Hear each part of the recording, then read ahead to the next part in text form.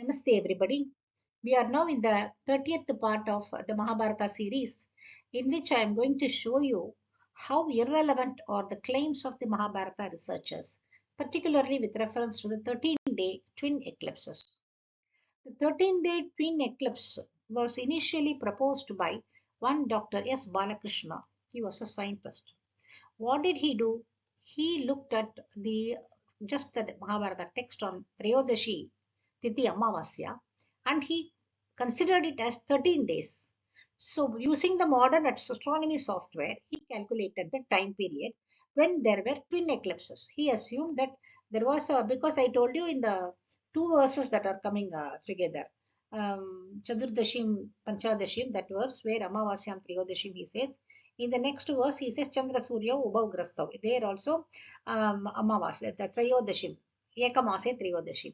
So he has assumed that there are two eclipses happening in Trayodashi Tithi, which he interpreted as day. So two eclipses should be there. In which years he is searching, and he got these years, and he zeroed in on Julian year 3129 BCE, not the sidereal year, Julian calendar. Again, on Julian August of 11th, the solar eclipse begins. And then the next eclipse occurred on Julian August 25. In what way it is relevant to us? So, did any researcher, all the researchers followed his version. 13-day Amavasya or 13-day Pournami or eclipses. They didn't even say Amavasya, these are all eclipses. He assumed it is an eclipse.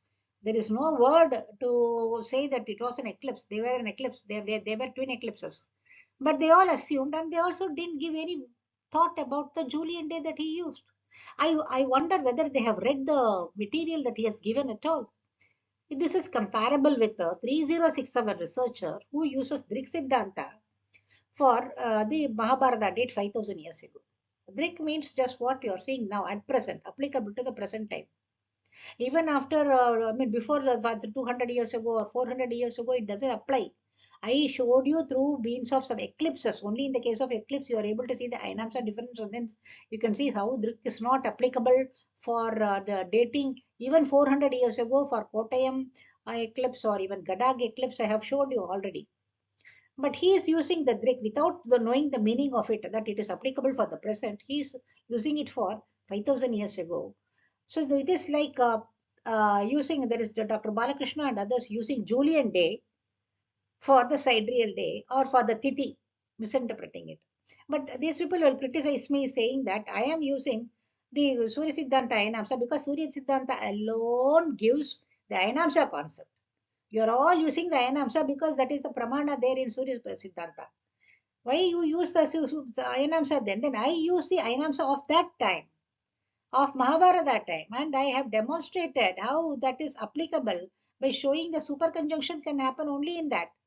But no such demonstration or no such proof given by them, but using the Drik Siddhanta for the past and criticizing me that I am not showing the Drik Siddhanta for that. What to do with that?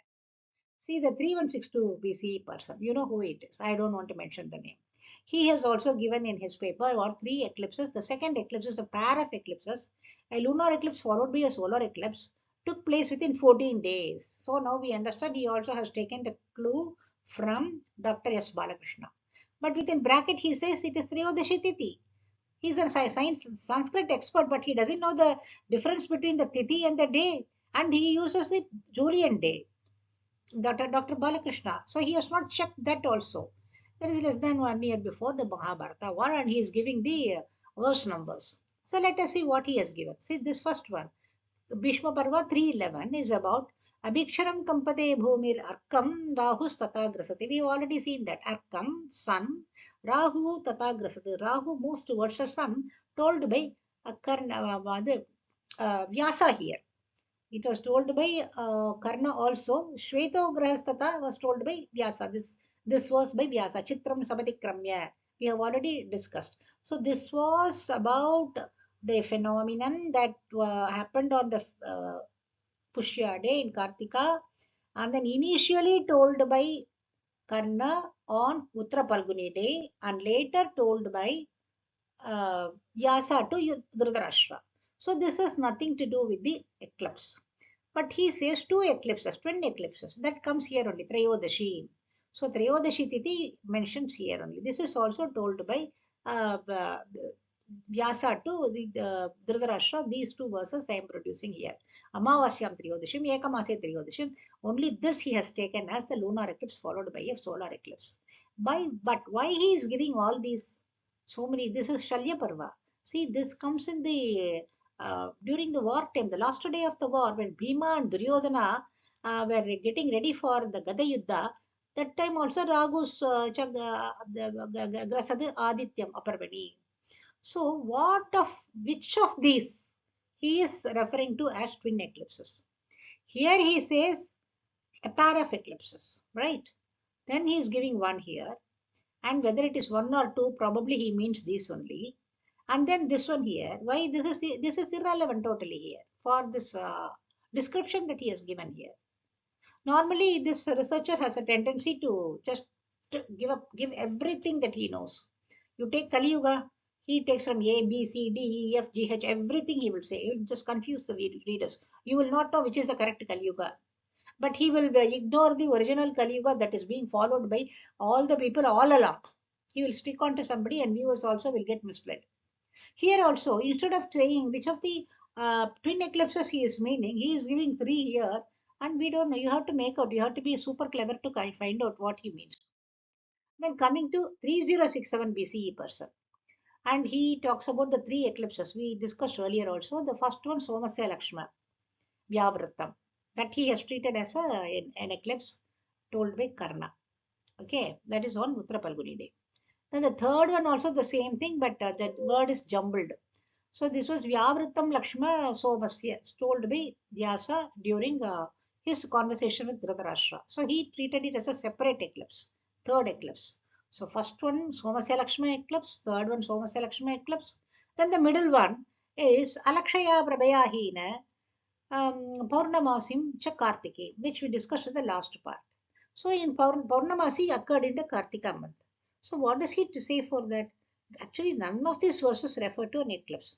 But let us see what he says for the second one. Alakshaya Prabhaya Hina, he says the second reference is one which occurs in Vanaparva. In Vanaparva means they were in exile.